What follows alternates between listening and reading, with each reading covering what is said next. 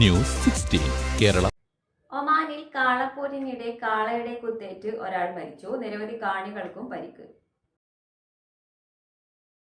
ഒമാനിൽ കാളപ്പോര് മത്സരത്തിനിടെ കാളയുടെ കുത്തേറ്റ് ഒരാൾക്ക് ദാരുണാന്ത്യം. സ്വദേശി പൗരനാണ് മരണപ്പെട്ടത്.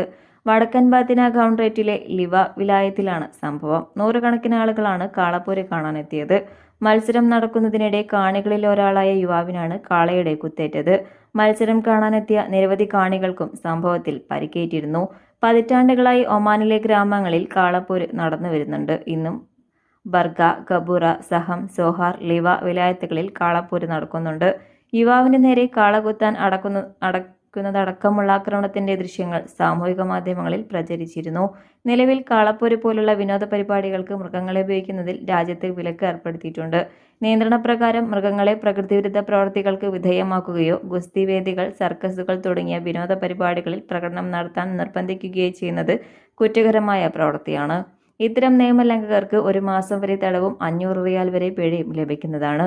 ഒമാനിൽ നടക്കുന്ന കാളപ്പോരിൽ 2 കാളകളാണ് പരസ്പരം കൊമ്പ് കോർക്കുന്നത്. ഇത് മിക്കപ്പോഴും രക്തച്ചൊരിച്ചിലാണ് അവസാനിക്കുന്നത്.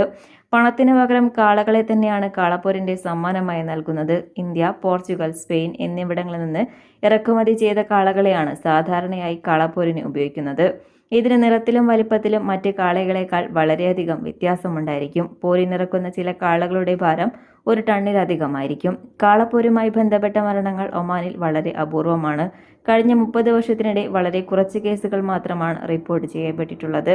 News desk.